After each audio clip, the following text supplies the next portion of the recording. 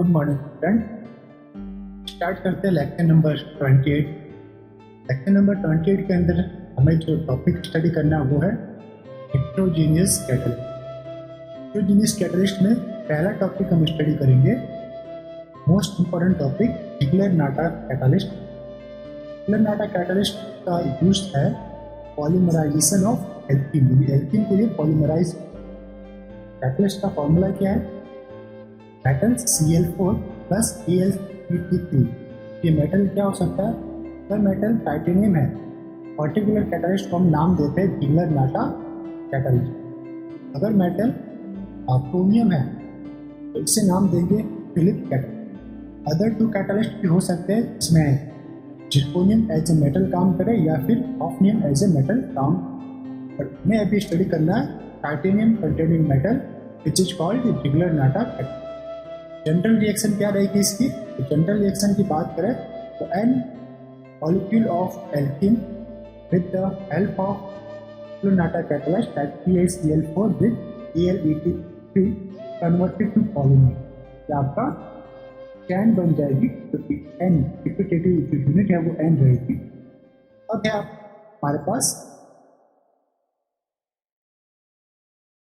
इसका मैकेनिज्म हमें स्टडी करना है। मैकेनिज्म को हाईलाइट करते हैं। देखिए पहला स्टेप क्या है आपका, टाइटेनियम CaCl4। अब Cl4 कितने इलेक्ट्रॉन सिस्टम रहता है? तो titanium 4 electron plus 4 chlorine 4 electron, ये रहता है आपका 8 इलेक्ट्रॉन। ऑक्सीडेशन स्टेट है अभी टाइटेनियम 4। फिर Al83 से इसकी रिएक्शन करवाने पर हमारे पास बनता है टाइटेनियम EtCl3, यानी स्टार्टिंग कैटलिस्ट आपका बन जाता है। यहाँ पे आपको एक वैकेंट साइट नजर आती है जहाँ पे आपका एल्कीन आके कोऑर्डिनेट होगा। साथ में बनेगा Al2Cl, ये जो एक Cl बाहर निकलेगा और इसका जो एक है वो कॉम्प्लेक्स के साथ एंटर। आपके पास इस पर एक एक्टिव कैटलिस्ट बन गया। क्या आपका एल्कीन है, एल्कीन फर्स्ट स्टेप में बाइंड अप होगा मेटल कॉम्प्लेक्स के साथ, ये बन जाएगा X1। ओके, कॉम्प्लेक्स बनेगा। अब क्या होगा, ये आपका एल्कीन है प्लस CH2CH3 और ये एल्कीन। तो एल्कीन के 1 2 ये सेकंड पोजीशन पे आपका एल्कीन माइग्रेट होगा, तो इसे कहेंगे हम 1 2 माइग्रेशन ऑफ एल्कीन। 1 यानी एल्कीन का 1 पोजीशन एल्कीन के सेकंड पोजीशन के ऊपर माइग्रेट होगा, इसलिए हम इसे कहते हैं 1 2 माइग्रेशन ऑफ एल्कीन। तो माइग्रेशन से अब क्या होगा कि ये आपका पर्टिकुलर एल्कीन एल्कीन के अंदर चेंज हो जाएगा और 2 इलेक्ट्रॉन की कमी आएगी। मीन्स अभी ये जो 2 इलेक्ट्रॉन डोनर की तरह काम कर रहा था वो अब कन्वर्टेड हो जाएगा 1 इलेक्ट्रॉन डोनर की तरह। और ओवरऑल जो इलेक्ट्रॉन काउंट है उसके अंदर भी 2 इलेक्ट्रॉन की कमी आएगी। लाइक दिस टाइटेनियम, यहाँ पे इलेक्ट्रॉन काउंट चेक कर लेते हैं। टाइटेनियम कितना है? 4 प्लस 3 1 प्लस 1 प्लस 2, क्या हुआ? 4 प्लस 3 7 एंड 3 10 इलेक्ट्रॉन सिस्टम था। ये 10 इलेक्ट्रॉन सिस्टम कितने में चेंज हो जाएगा? 8 इलेक्ट्रॉन सिस्टम। 8 इलेक्ट्रॉन सिस्टम में चेंज होने के कारण वापस से यहाँ पे आपको एक वैकेंट साइट नजर आई। इस साइट के ऊपर वापस एक एल्कीन कोऑर्डिनेट होगा, एक एल्कीन यहाँ पे कोऑर्डिनेट। ये अब ये पर्टिकुलर एल्कीन है, इस एल्कीन का 1 पोजीशन एल्कीन के सेकंड पोजीशन के ऊपर फिर से माइग्रेट अप होगा, तो ये बन जाएगा आपके पास,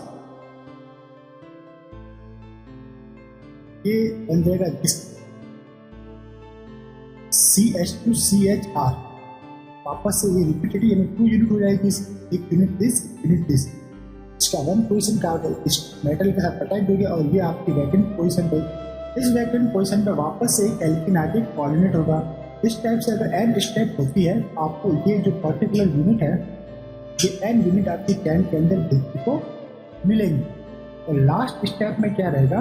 लास्ट स्टेप में बीटा हाइड्राइड एलिमिनेशन के द्वारा एक पॉलीमर आपके कॉम्प्लेक्स से बाहर निकल जाएगा। पॉलीमर आपके कॉम्प्लेक्स से बाहर निकल जाएगा। आप इसे इस टाइप से लिख सकते हो, लाइक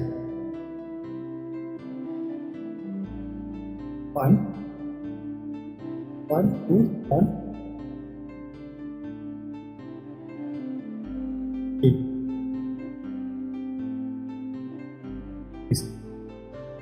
एन।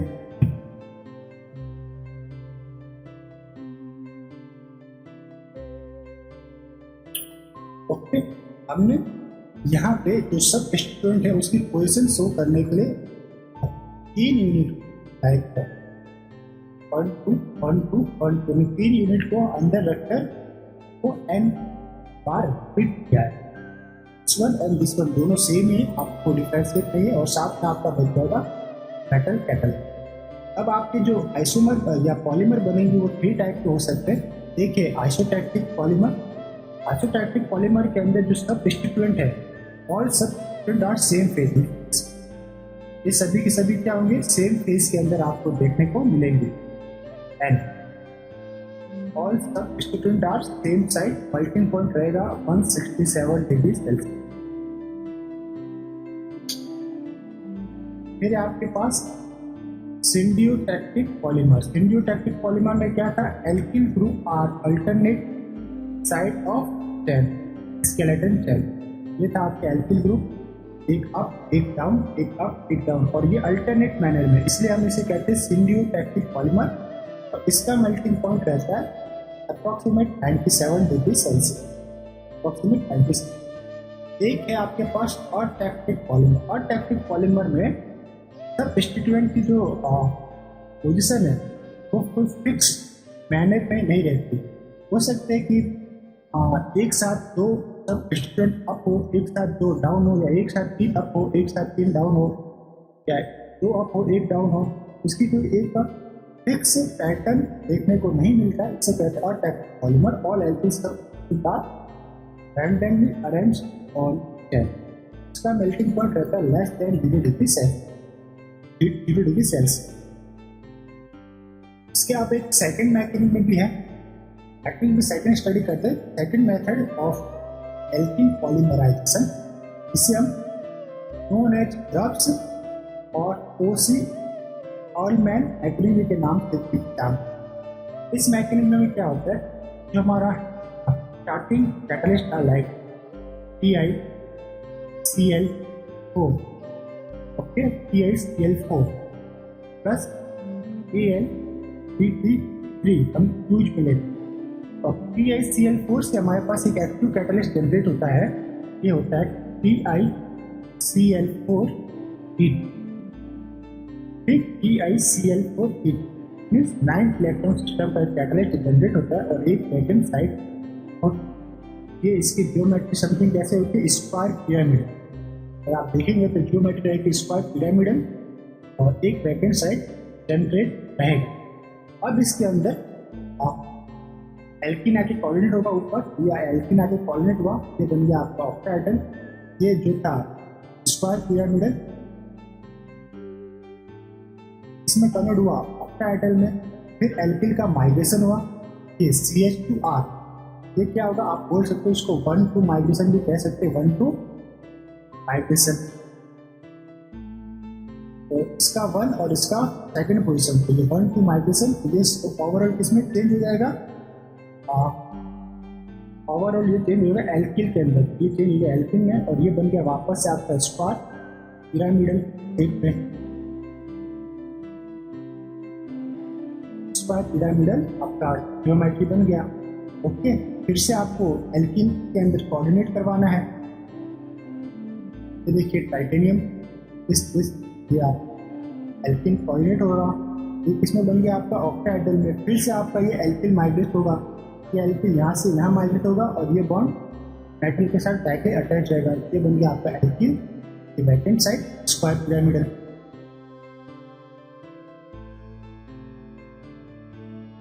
स्क्वायर पिरामिडल ये आपके रिपीटेड प्रोसेस चलता रहता है, और लास्ट स्टेप में बीटा हाइड्राइड एलिमिनेशन के थ्रू आपका पॉलीमराइजेशन देखने को मिलता है।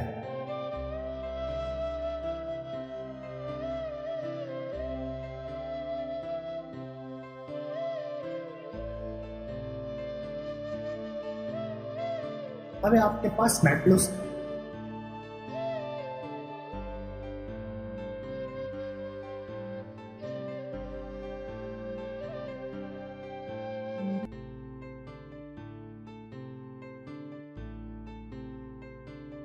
स्टार्ट करते हैं मेटलोसिन से। मेटलोसिन क्या रहता है कि आपके मेटल के साथ दो cyclic ligand like Cp twice जुड़े हुए हैं एंड Cl2 है, तो ये कहलाएगा आपका metallocene. Like Cp twice zirconium Cl2 या Cp ट्वाइस टाइटेनियम Cl2 या फिर Cp ट्वाइस सेम ट्वाइस लिखना भूल गया एंड HFCl+, ये सारे के सारे हैं आपके पास मेटलोसिन। ये मेटलोसिन भी इनका एप्लीकेशन क्या रहता है, पर्टिकुलर जिरकोनियम मेटलोसिन का एप्लीकेशन है एल्किन पॉलीमराइजेशन में, ये यूज में आते हैं। ये इसका स्ट्रक्चर है एक simple simplified structure, zirconium attach to Cp ClCl। Okay, इसकी रिएक्शन हमने करवाई है पहले, मैथिल AlO2 N मॉलिक्यूल्स।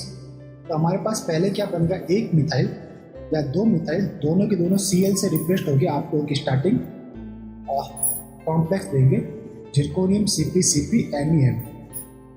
अब सेकंड अगर हम ये मॉइटी यूज करें NeAlO2 N, तो इस कंडीशन में क्या होगा, एक मिथाइल इस कॉम्प्लेक्स से डिटेच होकर कॉम्प्लेक्स के ऊपर आपको लगेगा +1 चार्ज। ये +1 चार्ज लगना इट मीन्स आप कह सकते हो यहाँ पे एक वैकेंट साइट जनरेट होगी। अभी अगर हम इसका इलेक्ट्रॉन काउंट चेक करें तो इसका इलेक्ट्रॉन काउंट कितना है, चेक कर लेते हैं। जिरकोनियम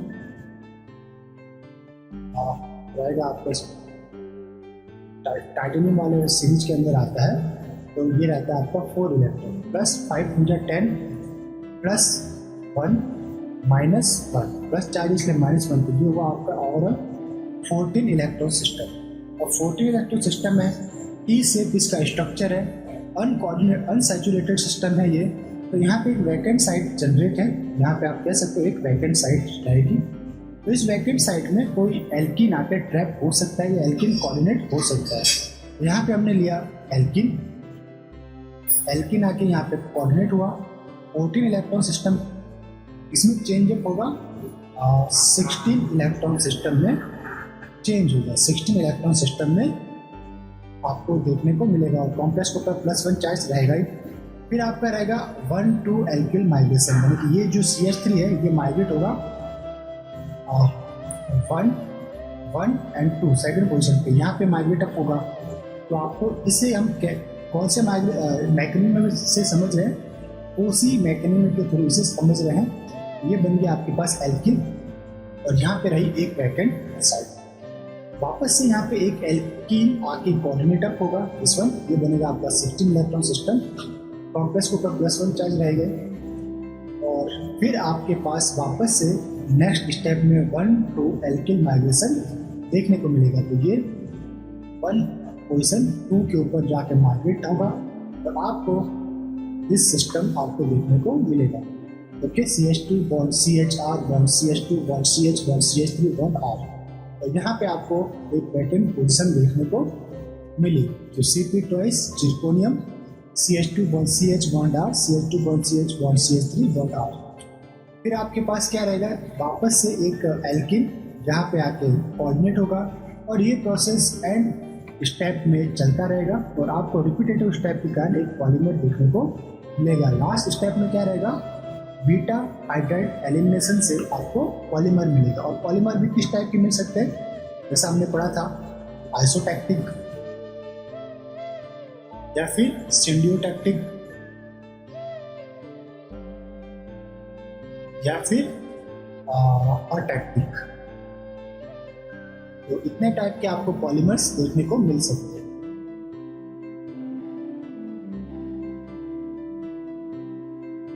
देखिए, according to ligand nature in metallocene product stereochemistry will be form. जैसा मेटलोसिन के अंदर लिगेंड हम यूज मिलेंगे उसके अनुसार आपको आइसोटैक्टिक, अटैक्टिक या सिंडियोटैक्टिक प्रोडक्ट देखने को मिलते हैं। लाइक आपके पास 3 टाइप के साइक्लिक लिगेंड हो सकते हैं, या तो Cp रहेगा या इंडेनिन रहेगा या फ्लोरेनिन रहेगा। अगर हम Cp यूज लेते हैं इस वक्त, जिरकोनियम के साथ Cp, ये 2 इसके साइक्लिक लिगेंड है, तो इस कंडीशन में जो पॉलीमर हमको देखने को मिलेगा वो रहेगा अटैक्टिक पॉलीमर। मेल्टिंग पॉइंट इसका रहता है less than 0 डिग्री सेल्सियस। अगर हम साइक्लिक लिगेंड में इंडेनिल यूज करते हैं इस वन, तो हमारे पास जो प्रोडक्ट मिलेगा वो रहेगा आपका आइसोपैक्टिक पॉलीमर, मेल्टिंग पॉइंट लगभग या अप्रॉक्सीमेट 167 डिग्री सेल्सियस के अप्रॉक्सीमेट रहता है।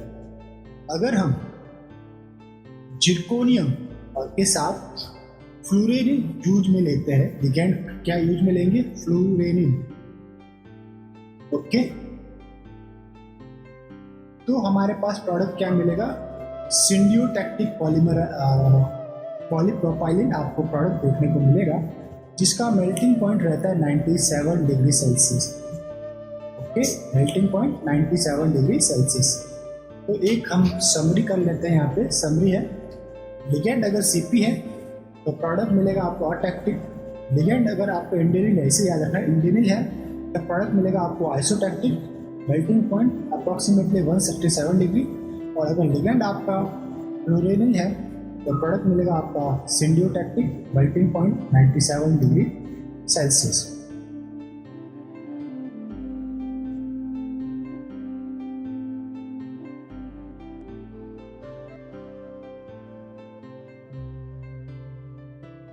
नेक्स्ट टॉपिक है हमारे पास जियोलाइट, या फिर इसे कहते हैं ZSM5 कैटलिस्ट। इस कैटलिस्ट का जो मेन एप्लीकेशन है, एप्लीकेशन क्या है इसका, एल्कीन को ये गैसोलीन यानी फ्यूल के अंदर कन्वर्ट करता है, इसलिए ये बहुत इंपॉर्टेंट इसका इंडस्ट्रियल रोल रहता है। Second application, metaxylene is converted to paraxylene, इसे आइसोमराइज करता है, मेटा को पैरा के अंदर भी कन्वर्ट करता है। अब कुछ ये इसके कैरेक्टर्स है जियोलाइट या ZSM5 के, HSM5 के, ZSM5 पहला क्या था, ZSM5 is a heterogeneous catalyst. Second point था ZSM5 is a strongest Brønsted acid, यानी कि ये एक ब्रॉन्स्टेड एसिड के रूप में एक्ट करता है। थर्ड पॉइंट है ZSM5 is used for conversion of alkene to gasoline, यानी कि एल्कीन को गैसोलीन के अंदर ये कन्वर्ट। फोर्थ पॉइंट है कि ZSM5 contain aluminium and silicon metal, यानी कि कौन से मेटल को कंटेन करता है, aluminium as well as silicon metal. Fifth point है it is more Bronsted acid as compare to concentrate H2SO4। ये सारे के सारे पॉइंट आपको याद रखने हैं। वापस से एक बार रिपीट कर लेते हैं इसे। ZSM5 is a heterogeneous catalyst, ZSM5 is a strongest bronsted acid, ZSM5 is a conversion of alkene to gasoline, it is aluminum and silicon containing metal, and it is more bronsted acid compared to concentrate to SO4।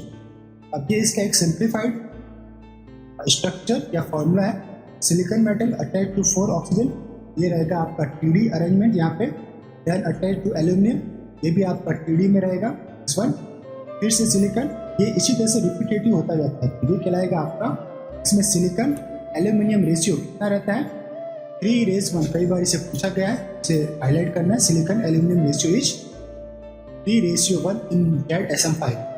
Organic base की तरह ये behave करता है, या organic base अगर हम use ले रहे हैं, इस H को ये एलिमिनेट करेगा, इस क्या करते हैं, प्रोटॉन को एक्सेप्ट करते हैं, तो इस H को एलिमिनेट करेगा, यहाँ पे क्या रहेगा, प्लस चार्ज हो जाएगा न्यूट्रलाइज, यहाँ पे जो प्लस चार्ज था ऑक्सीजन के ऊपर वो हो जाएगा न्यूट्रलाइज, और ये बन जाएगा आपका सिंपल वर्जन ऑफ ZSM5।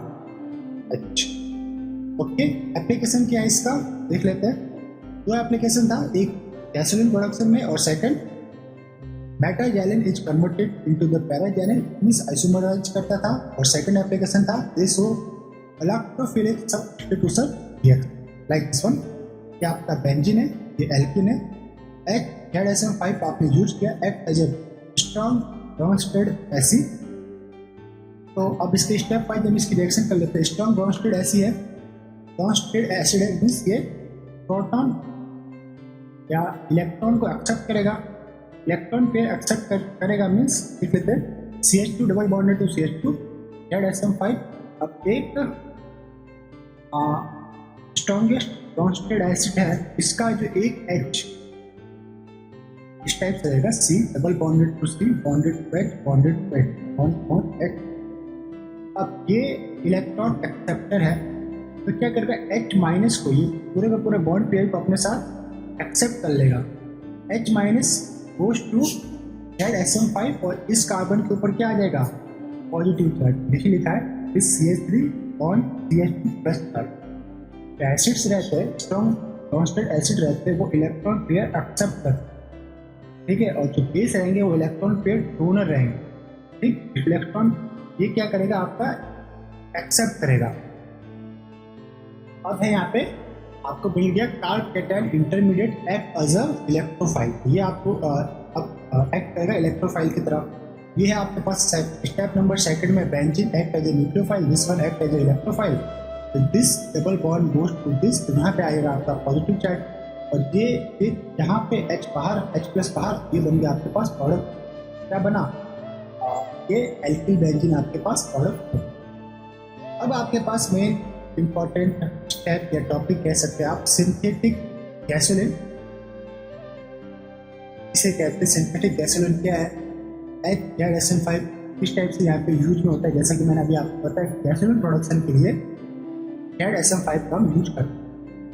कुछ टाइप की गैसेस रहती है, लाइक सिंथेटिक गैस क्या है, इंडस्ट्रियल गैस क्या है, कूल गैस क्या है, ये सारे हमें वर्ड याद नहीं। तो कोक और कोल और नेचुरल गैस कहेंगे हम CH4 को हम कहेंगे कोल या नेचुरल गैस, और सिंथेटिक गैस हम कहेंगे कार्बन मोनोऑक्साइड प्लस H।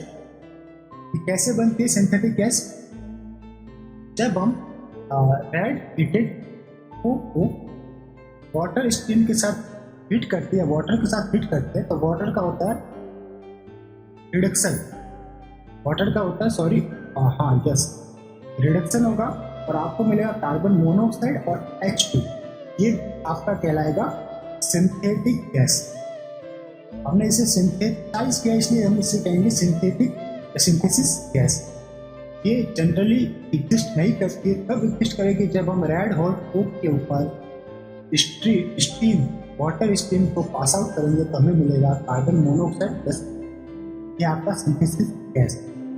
अब या फिर हम नेचुरल गैस को लाइक CH4 को H2O के साथ रिड्यूस्ड करवाऊँ, H2O का क्या होगा रिडक्शन, वाटर का रिडक्शन होगा, तो हमारे पास बनेगा कार्बन मोनोऑक्साइड प्लस 3H2।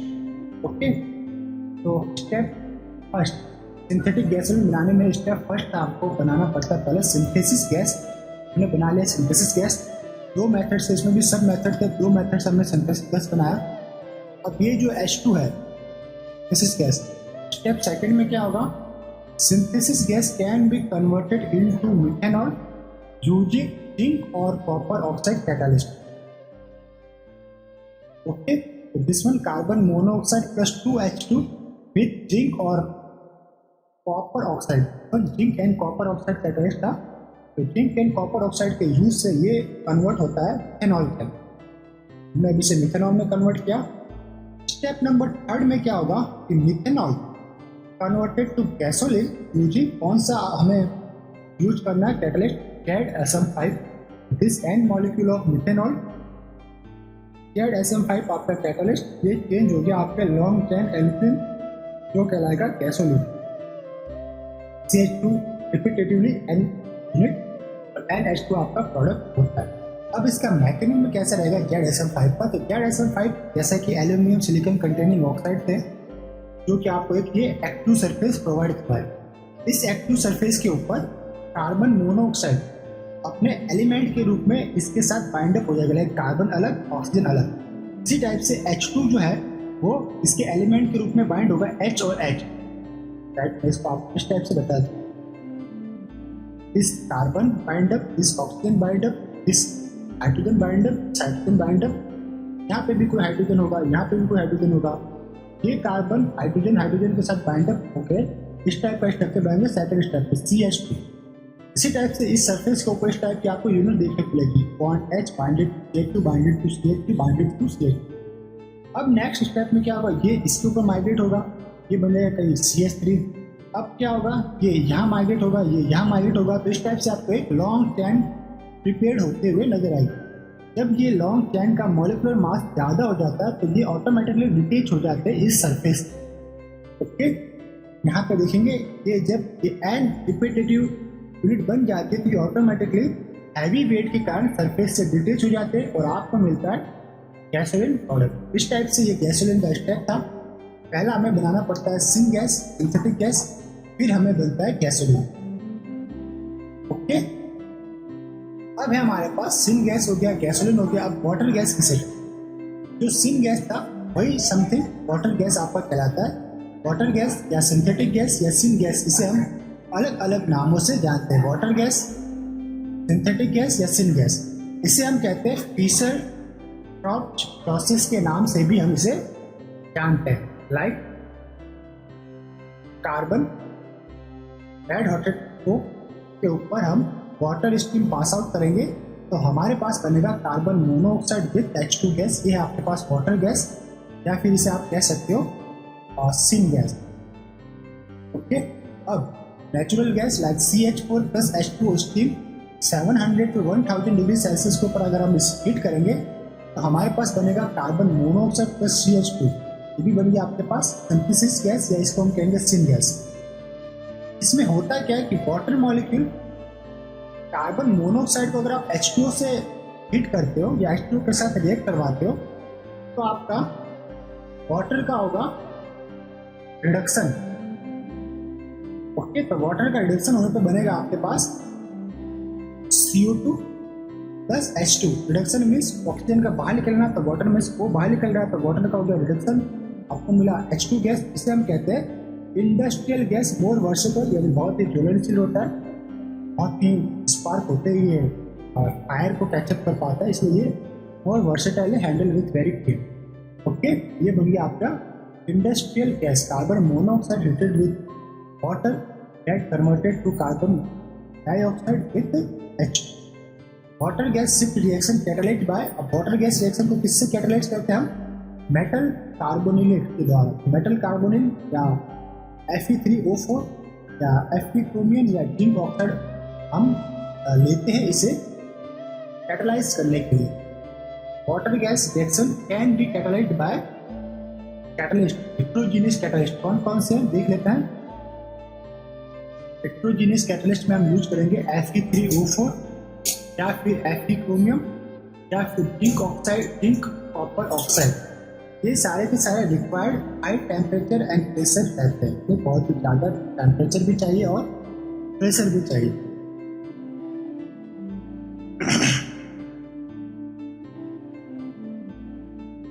अब है होमोजीनियस कैटलिस्ट। होमोजीनियस कैटलिस्ट भी आप यूज में ले सकते हैं। कौन सा था वो, metal carbonyl complex like FeCO5 या फिर HFeCO4 माइनस, ये मेटल कार्बोनिलेट हाइड्राइड है, या फिर platinum, then after PiPr3 molecule, या फिर रुथेनियम बाइपिरिडिन ट्वाइस CuCl। ठीक है, ये सारे के सारे मिल्ड कंडीशन रिक्वायर्ड रहते हैं होमोजीनियस। जबकि हेट्रोजीनियस कैटलिस्ट हायर टेम्परेचर के ऊपर अप्रोक्सीमेट होते हैं। अब इसका हमें पढ़ना है मैकेनिज्म। मैकेनिज्म को हाईलाइट करते हैं।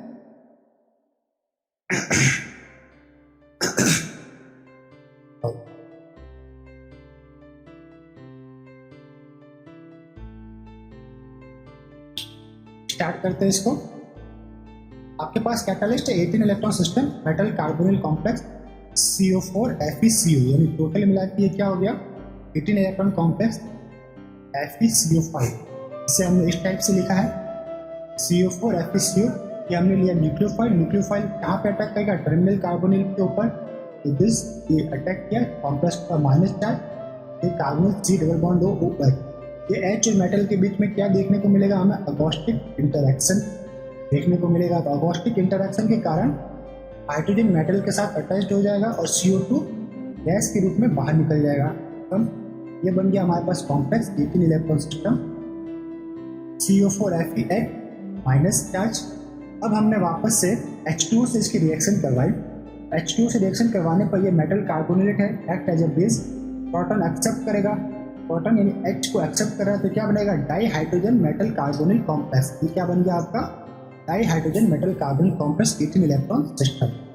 ओके, ओवरऑल रिएक्शन अभी क्या परफॉर्म हुई आपके पास कि carbon monoxide with H2O with the catalyst FeCO5 हमारे पास बना CO ट्वाइस यानी कि CO2 carbon monoxide plus H2। अब ये H2 कहाँ बनेगा, ये फर्दर रिएक्शन होगी आगे, तो फर्दर रिएक्शन होगी तो H2 गैस के रूप में बाहर निकलेगा और जो वैकेंट साइड जनरेट होगी वहाँ पे कार्बन मोनोऑक्साइड आके ट्रैप होगा, यानी कि पहले 18 इलेक्ट्रॉन जाएगा 16 में। लाइक अगर समझना है तो हम ऐसे समझ लेते हैं इसको, पहले -H2 बाहर निकला ओके गैस के रूप में, तो बना आपके पास CO4Fe। ये कितना इलेक्ट्रॉन सिस्टम बना, 16 इलेक्ट्रॉन सिस्टम बना। और फिर लास्ट स्टेप में जो वैकेंट साइट है वहाँ पे कार्बन मोनोऑक्साइड लिगेंड ट्रैप हुआ तो फिर बन गया FeCO5। ओवरऑल रिएक्शन क्या हुआ, carbon monoxide with H2O with the help of metal catalyst FeCO5 we get CO2 and H2। Okay, ये आपका रहा प्रोडक्ट। अब सेकेंड हम अगर कैटलिस्ट की बात करें तो हम यूज कर सकते हैं प्लैटिनम कैटलिस्ट। देख लेते हैं।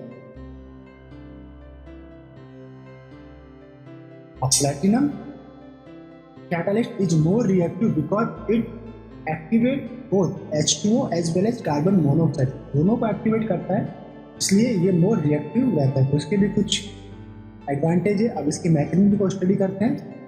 मैकेनिज्म प्लैटिनम कैटलिस्ट कैसा रहता है, आपके पास PtL4 ओके। अब PtL4 ये है आपके पास लाइक दिस L2H2P2।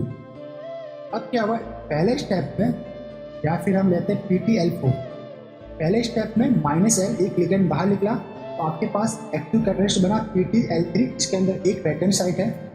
अब ये PtL3 ये था आपके पास 18 इलेक्ट्रॉन सिस्टम। L क्या हो सकता है, लाइक L आप कुछ भी ले सकते हैं, लाइक कार्बन मोनोऑक्साइड ले सकते हैं या PS3 ले सकते हैं या Cl ले सकते हैं, जस्ट जो भी। तो PtL3 बन जाएगा, ये आपका हो गया 16 इलेक्ट्रॉन सिस्टम होगा। अब H2O और कार्बन मोनोऑक्साइड से अगर रिएक्शन करवा तो वापस से एक L बाहर जाएगा तो आपको मिलेगा L ट्वाइस PtCO और H। अब ये एक कंबाइंड फॉर्म में यहाँ पे आपको ये देखने को मिलता है, यानी L2H जो कि मेटल से अटैच्ड है, प्लैटिनम और कार्बोनिल। टोटल आपका कोऑर्डिनेशन नंबर कितना हो रहा है, कोऑर्डिनेशन नंबर 1, 2 एंड 2, 4 आपको देखने को मिल रहा है। इसका प्लॉट ज्योमेट्री की फर्स्ट चार्ज है, ये OH माइनस आपका न्यूक्लियोफाइल है। तो न्यूक्लियोफाइल कहाँ पे अटैक करेगा, टर्मिनल कार्बोनिल के ऊपर। ये टर्मिनल कार्बोनिल के ऊपर यहाँ पे अटैक होगा तो आपको फिर क्या मिलेगा, इस टाइप की ज्योमेट्री।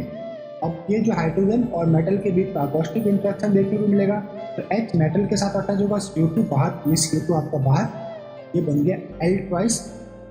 एक H पहले था और एक अकॉस्टिक इंटरेक्शन के कारण H आएगा तो ये बन जाएगा H2 प्लैटिनम। अब नेक्स्ट स्टेप में क्या होगा, ये H2 आपका और बाहर निकल जाएगा कॉम्प्लेक्स, आपको मिलेगा एक्टिव कैटलिस्ट और एक L लिगेंड एंटर करेगा।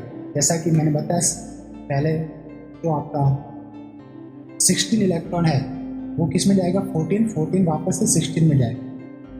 ठीक, तो ये बन गया आपका PtL3 एक एक्टिव कैटलिस्ट बन गया। ये रिपीट आपका रिपीटेशन होता रहता है, इससे क्या बनेगा आपके पास, ओवरऑल H2 गैस आपको प्रोड्यूस होगी और CO2 गैस प्रोड्यूस होगी। ओवरऑल रिएक्शन देख लेते हैं। ओवरऑल रिएक्शन है हमारे पास carbon monoxide plus H2 with the platinum catalyst PtL3, आपके पास बन गया CO2 प्लस H2। अब है अगर ये रिएक्शन कार्बन मोनोऑक्साइड और H2 वाली reaction ruthenium bipyridine twice Cl के द्वारा हम कैटालाइज करें तो क्या बने, वो देख लेते हैं। तो ये था रुथेनियम बाइपिरिडिन कार्बोनिल Cl के ऊपर प्लस चार्ज, कितने इलेक्ट्रॉन सिस्टम में चेक कर लेते हैं। रुथेनियम 8 इलेक्ट्रॉन, बाइपिरिडिन रहता है आपका 4 इलेक्ट्रॉन डोनर, क्योंकि ये किनेटिक लिगेंड है, 4 इलेक्ट्रॉन डोनर होता है, 2 मॉल है तो आपके पास होगा 8 electron, plus carbonyl 2 electron, plus chlorine 1 electron और -1 चार्ज D2 प्लस चार्ज, -1 लिखेंगे प्लस चार्ज के कारण। 8 + 8 16 + 2 18 + 1 19 -1 18 इलेक्ट्रॉन। इस 18 इलेक्ट्रॉन सिस्टम में क्या आपका था starting catalyst ruthenium bipyridine twice Cl। अब इसकी हमने रिएक्शन करवाई कार्बोनिल से, एक Cl रिप्लेस हो गया कार्बोनिल के द्वारा और कॉम्प्लेक्स के ऊपर क्या है प्लस चार्ज, ये ओवरऑल कितना रहा 18 इलेक्ट्रॉन सिस्टम। ओके, अब इसकी रिएक्शन किससे करवाई हमने H2O से। H2O से करवाने पर सेकंड Cl भी H2O से रिप्लेस हुआ और कॉम्प्लेक्स के ऊपर कितना चार्ज है +2 चार्ज। देख लेते हैं ये 18 इलेक्ट्रॉन सिस्टम ही है, कैसे चेक करते हैं। Ruthenium 8 electron, 2 molecule of bipyridine 8 electron, 4 to 8 होगा, 1 carbonyl 2 electron plus 1 H2O 2 electron and 2 plus charge यानी -2 से +2 कैंसिल, 8 and 8 16 +2 18, तो ये हो गया 18 इलेक्ट्रॉन सिस्टम। अब नेक्स्ट स्टेप में क्या हुआ, कार्बोनिल एंटर करेगा, ये कार्बोनिल H2O को रिप्लेस करेगा, तो हमारे पास कॉम्प्लेक्स क्या बनेगा रुथेनियम बायपीरिडिन ट्वाइस CO ट्वाइस और कॉम्प्लेक्स के ऊपर 2 प्लस चार्ज, ये भी आपका 8 इलेक्ट्रॉन सिस्टम है। अब आपका आएगा न्यूक्लियोफाइल। न्यूक्लियोफाइल कौन है, OH माइनस कहाँ पे अटैक करेगा टर्मिनल कार्बोनिल के ऊपर, तो आपको क्या बनेगा COH। ये जो आपको बना COOH, इसके अंदर आपको क्या दिखता है ये H like rhenium bonded to carbon, bonded को बॉन्डेड टू H, और ये अगोस्टिक इंटरैक्शन। नेक्स्ट स्टेप में CO2 बाहर, नाइट्रोजन के साथ हाइड्रोजन आपका ऐड होगा अगोस्टिक इंटरैक्शन के कारण, और कॉम्प्लेक्स क्या बनेगा ओवरऑल 18 इलेक्ट्रॉन सिस्टम ही बनेगा आपके पास। फिर आप ये जो पॉजिटिव चार्ज है इसमें क्या कराओ, इसकी रिएक्शन करवाएंगे हम H3O+ से, यानी एसिड से हम रिएक्शन करवाएंगे तो क्या बनेगा H2 के रूप में गैस इस कॉम्प्लेक्स से बाहर निकलेगा, तो ओवरऑल आपको मिलेगा रुथेनियम बायपीरिडिन ट्वाइस CuH2, यानी कि H2O रिप्लेस कर रहा है H, ओके H2O रिप्लेस कर रहा है H को, आपको बनेगा H2 गैस, ये आपका बन गया प्रोडक्ट, ये तो बाहर। ठीक, तो ये था इसका cyclic process ruthenium catalyst ruthenium catalyst का यूज करने। अब है हमारे पास फिशर-ट्रॉप्स रिएक्शन। फिशर-ट्रॉप्स रिएक्शन किसे कहेंगे देख लेते हैं।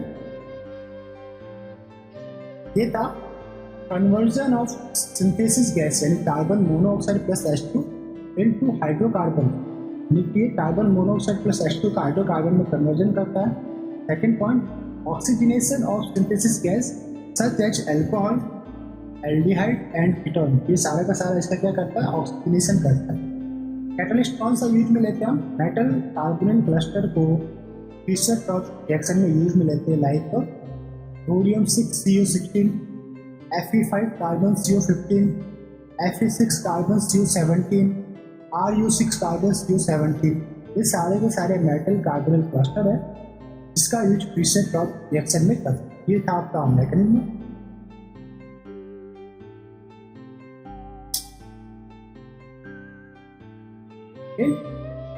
देखते हैं मेटल ऑक्साइड कार्बन का, ये था आपका कार्बन मोनोऑक्साइड प्लस कैटालिस्ट। जो कैटालिस्ट का सरफेस है उसके ऊपर कार्बन मोनोऑक्साइड आके बाइंड अप होगा। फिर नेक्स्ट स्टेप में क्या होगा, एलिमेंटल, इन दोनों का जो एलिमेंट लाइक कार्बन और ऑक्सीजन ये दोनों सेपरेट रूप में मेटल सरफेस के साथ या कैटालिस्ट के सरफेस के साथ ऐड होगा। फिर आपका H2 आके ऐड होगा, ये H2 आके ऐड होने पर क्या बनेगा, H2 ऐड होने पर आपके बनेंगे लाइक दिस वन, ये HOH टाइप से ऐड हुए HH, फिर ये C के बाद H, CH2, CH3, इस टाइप से ये मेटल सरफेस पे सारे के सारे ऐड अप होते। ओके, जो H2 ऐड हुआ था वो O के साथ बाइंड अप होके -H2 बना देते। ठीक, अरे इसे आप बताइए ये H2 माइनस किस में होगा, सेकंड स्टेप। ठीक, H2 ऐड जो हुआ ये देखिए, ये ऑक्सीजन यहाँ पे H ऐड हुए थे, ये H इनके साथ बाइंड अप होके -H2 बना देते हैं, ये बाहर निकल जाएंगे। ठीक, तो -H2 बाहर, H2 अब बनेगा आपके पास मेटल सरफेस के ऊपर, मेटल सरफेस के ऊपर H, CH, CH3, CH3, अब ये एक इस पे अटैच होगा। फिर इसी तरह ये रिपीटेटिव प्रोसेस चलता रहेगा ना, CH3, CH2, CH2, CH2, इस तरह से N टाइप के आपको मिलेंगे। ये बनेगा आपके पास नेक्स्ट स्टेप में HCH2 N यूनिट H, या बन गया आपका हाइड्रोकार्बन यानी प्रोडक्ट, क्या बना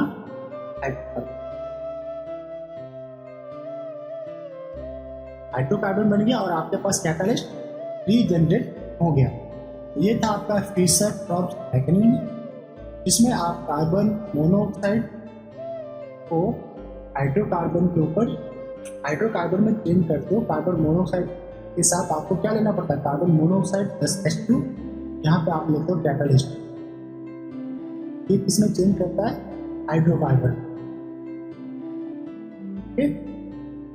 नेक्स्ट इसमें जो है यहाँ देखते हैं conversion of synthesis gas in methanol. उसके लिए कौन सा कैटलिस्ट यूज करते हैं, zinc copper oxide. Carbon monoxide plus 2H2 synthesis gas है, इसे हम जिंक कॉपर ऑक्साइड के द्वारा मिथेनॉल में कन्वर्ट करते हैं। और सिंथेटिक गैसोलीन कैसे बनाते हैं, सिंथेटिक गैसोलीन के लिए N methanol, N mole of methanol ZSM5 catalyst का यूज करते हैं, तो आपके पास बनेगा हाइड्रोकार्बन या गैसोलीन, भी हम इसे कहते हैं, एक्ट एज अ फ्यूल। अब हमें पढ़ना है मेटाथेसिस रिएक्शन।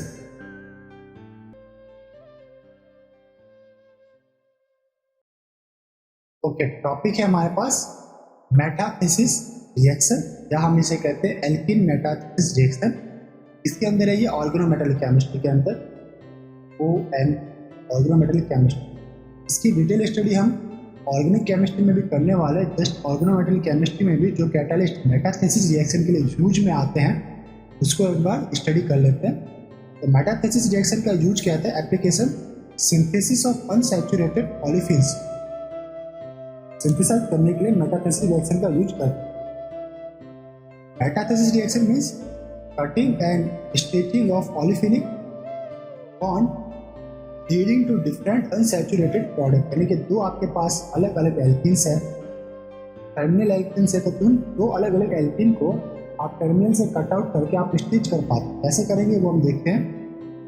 यहाँ पे देखिए, when two different olefin substrate are used the reaction are called cross metathesis reaction. दो अलग अलग सबस्ट्रेट यूज में ले रहे हैं तो वो कहलाएगी क्रॉस मेटाथेसिस रिएक्शन। जैसे आपके पास एग्जांपल है, लाइक एक एल्कीन है RCH double bonded to CHR, एक ये अलग सबस्ट्रेट है। Second R' CH double bond CHR', ये अलग सबस्ट्रेट है। तो कट कहाँ से करेंगे, ये कट करेंगे यहाँ से, कट करेंगे यहाँ से। एक पार्ट इस वन, ये पार्ट जुड़ जाएगा इस पार्ट से, ये बन गया आपका क्रॉस मेटाथेसिस रिएक्शन।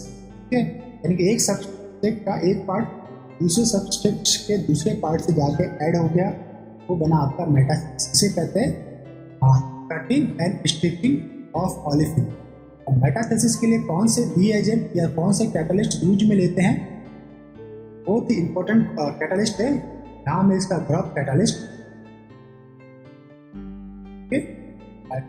कैटलिस्ट है शॉक कैटलिस्ट। ये दोनों ही एक टाइप के कार्बिन ही रहते हैं, कार्बिन है ये, क्योंकि हमने कार्बिन की डिटेल स्टडी की थी। तो ग्रफ कैटलिस्ट में जैसे ग्रफ के अंदर RuR, ठीक है, तो इसके अंदर जो एक्टिव मेटल रहता है वो रहता है रुथेनियम। और शॉक कैटलिस्ट अगर आपके पास कोई है तो उसके अंदर मेटल रहेगा मॉलिब्डेनम। और ग्रफ को Ru के नाम से भी डिफाइन कर सकते हैं, रुथेनियम मेटल कैटलिस्ट। उसमें रहता है ruthenium double bonded to CH bonded to PH, ये आपका एक्टिव साइड। इस पर्टिकुलर अगर साइड को अगर मैं हाईलाइट करूँ, दिस एंड दिस, ये आपका एक्टिव साइड रहता है। बाकी ये इसके लिगेंड्स है PCY3 PCY3ClCl। ठीक है, तो कई बार जब हम रिएक्शन मैकेनिज्म में लिखते हैं तो कैटलिस्ट का सिर्फ ओनली इस पार्ट को ही कंसिडर करते हैं, बाकी को हम नहीं राइट करते। ये लिखना काफी बड़ा हो जाए। इसी तरह शॉक कैटलिस्ट में molybdenum double bonded to CH bonded to C and with twice PH, ये आपका एक्टिव कैटलिस्ट पार्ट है। इसके रिएक्शन परफॉर्म इसी पार्ट को हम कंसिडर। वर्ड है like RCM, RCM means ring closing metathesis reaction, और ROM means ring opening metathesis. दोनों का नाम हम यहाँ पे यूज करेंगे, इसलिए यहाँ पे राइट डाउन किया। अब देखिए, ये एक आप सबस्ट्रेट है आपका, एक ही मॉलिक्यूल के दो टर्मिनल के ऊपर डबल बॉन्ड दिख रहा है आपको। ओके, तो ये कहलाएगा जो रिएक्शन होगी इसके अंदर intra molecular metathesis reaction perform होगी। क्या होगी, अब इसमें कटिंग एज कौन सा रहेगा, ये पार्ट कट रहेगा, ये दोनों पोर्शन जुड़ जाएंगे जब हम मेटाथेसिस रिएक्शन परफॉर्म करेंगे। अगर ये सबस्ट्रेट है तो रिंग क्लोजिंग मेटाथेसिस रिएक्शन के द्वारा आपको ये प्रोडक्ट मिलेगा। यहाँ पे ये डबल बॉन्ड, क्या आपका डबल बॉन्ड प्लस ये पार्ट इस वन और इस वन जुड़ के ये बनाएगा, दो प्रोडक्ट मिल गया। और रिंग ओपनिंग अगर मैं रिवर्स चलूँ तो रिंग ओपनिंग में क्या होगा, ये कट ऑफ हो जाएगा, ये कट, इसका ये जो पर्टिकुलर पार्ट है इस वन, इसके साथ जुड़कर आपको इस वन एंड दिस वन बनाएंगे। इसी तरह ये दिस एंड दिस बनाएंगे, ठीक है। आपको ring closing and ring opening दोनों रिवर्सिबल रिएक्शन देखने को मिल सकते हैं। अब ये आपके पास एक अदर एग्जांपल है। एग्जांपल में क्या लिया है, एक साइक्लिक एल्कीन है और एक acyclic alkene. Ring opening metathesis reaction है तो ये कट, इस कट, फिर ये पार्ट आपका इसके साथ बॉन्ड होगा, ये पार्ट इसके साथ, देख लीजिए इस, ये बन गया आपका रिंग ओपनिंग मेटाथेसिस रिएक्शन। इसी टाइप से एक है आपके पास ये ADNET, इसका फुल फॉर्म है असाइक्लिक डाइइन मेटाथेसिस रिएक्शन। ये आपके पास एक सबस्ट्रेट है, एग्जांपल स्टैटिक मटेरियल। ये जो लूप है इट मींस यहाँ पे एन रिपीटेटिव और कार्बन यूनिट है लाइक CH2 कितने भी हो सकते। तो इसके यहाँ पे हमारे पास जो एक्टिव साइट रहेगी वो रहेगी इसकी terminal alkene, this one and this one. और असाइक्लिक डाइइन, ये असाइक्लिक है और डाइइन है, 1 and 2 डाइइन है। मेटाथेसिस क्या होगा, अब इसमें एक मॉलिक्यूल का दिस पार्ट सेकेंड मॉलिक्यूल के पार्ट से अटैच होगा लाइक दिस। ये सेकेंड मॉलिक्यूल है।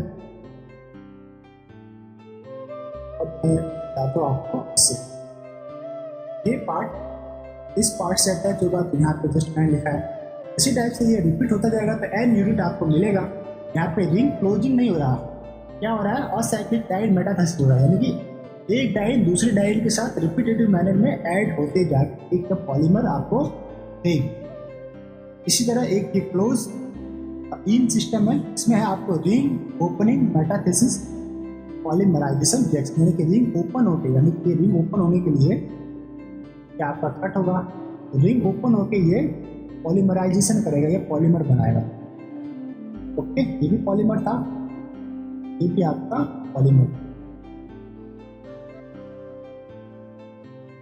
मोस्ट इंपॉर्टेंट टॉपिक है आपका इंटरमीडिएट इन मेटाथेसिस रिएक्शन। आता है कि कितने साइकिल का आपका इंटरमीडिएट है। देखिए हमने द्रव कैटालिस्ट लिया, जैसा कि मैंने आपको पहले ही बताया था कि द्रव कैटालिस्ट के अंदर जो एक्टिव साइट रहती है कार्बिन का, ये double bonded CH bonded R, इसी को हम रिप्रेजेंट करेंगे। ये आपका olefin double bonded CH2 double bonded to H bond R। तो जब ये इसके ऊपर बाइंडअप होगा तो क्या बनाएगा, ये तो देखने को मिलेगा इस कार्बन, आपके पास ये कार्बन था एक दूसरा, इस कार्बन इसके ऊपर ओलेफिन है वो जाके ऐड हुई, आपके पास ये एक कार्बन, दो कार्बन, इसके ऊपर ओलेफिन ऐड हुई, this one and this one. ठीक, ये क्या कितने मेंबर रिंग बना आपके पास, एक 4 मेंबर रिंग आपको देखने को मिलता है। 4 member ring formation, okay, 1 2 3 4 member ring आपको देखने को मिलता है। वापस इसको तैयार करते हैं, वापस इसको समझाते हैं आपको क्या हुआ। पहले इसको रख कर लेते हैं।